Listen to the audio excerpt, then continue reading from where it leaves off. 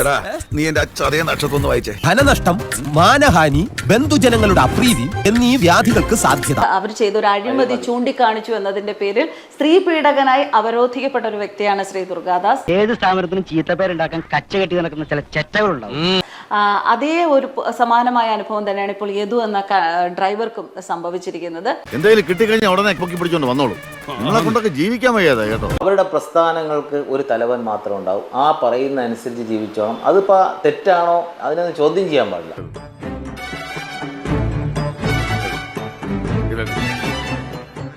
നേരത്തെ ഞാൻ ചെയ്ത ഈ അഴിമതി റിപ്പോർട്ട് കൊണ്ടുവന്നതിലും അവർക്ക് അതിൽ ശാസന കിട്ടി പദ്ധതി സ്റ്റോപ്പ് ചെയ്തു. Cool down cool down. നമുക്ക് പിന്നെ നിയമപരമായി തന്നെ ഒതുക്കാം. അപ്പൊ ഈ സമയത്ത് അവരുടെ സഹാക്കളെ വിളിച്ചിട്ട് എന്നെ മർദ്ദിക്കുകയാണ് ഉണ്ടായത്. അത് ജീവൻ രക്ഷിക്കൽ തന്നെയാണല്ലോ. ഞാൻ കണ്ടതാണ് ഞാൻ പറയുന്നത്. അത് സ്വാഭാവികമായിട്ട് ചെയ്യേണ്ട ഒരു കാര്യമാണല്ലോ. ഞാൻ ആ നിമിഷം തന്നെ പോലീസ് സ്റ്റേഷനിൽ ചെന്ന് റിപ്പോർട്ട് കൊടുത്തപ്പോൾ പോലീസുകാർ എൻ്റെ പരാതി സ്വീകരിച്ചില്ല.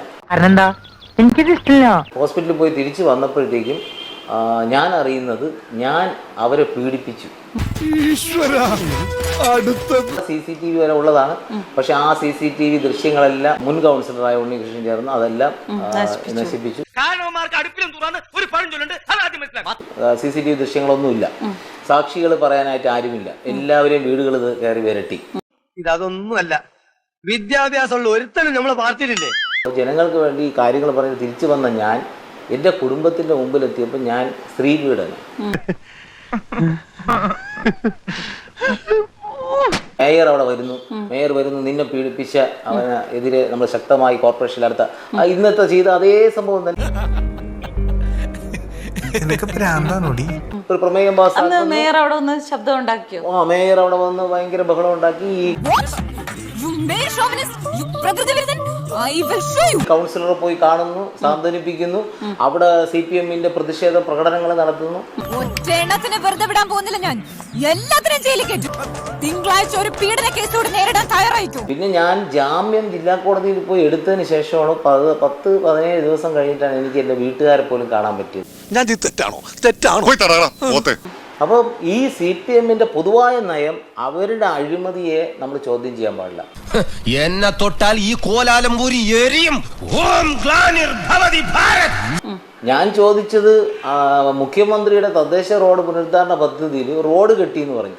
ഈ പൊതുജനങ്ങളുടെ കാര്യം കള. നീ ആരാടാ ചോദിക്കേ എന്നുള്ള രീതിയിലാണ്. നീ ഇവിടെ ആരാ നീ ചോദിക്കണ്ടേ. നമ്മൾ പറയുന്ന അനുസരിച്ച് ജീവിച്ചാൽ മതി. കുത്തും ആലോചിക്കണം.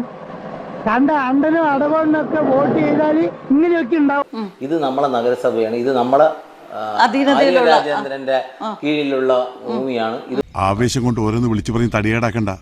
പണിയെടുക്കാതെ ജീവിക്കാൻ നോക്ക്. പിണറായി ഭരിക്കുന്ന കേരളമാണ് എന്ന് പറഞ്ഞിട്ട് പറയാം.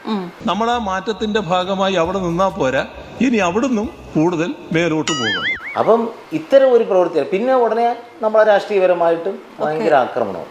ഇതാ എല്ലാരോടായിട്ട് പറയാന് എന്നെ അനുസരിച്ചും ബഹുമാനിച്ചും ജീവിച്ചാൽ കൊള്ളാം.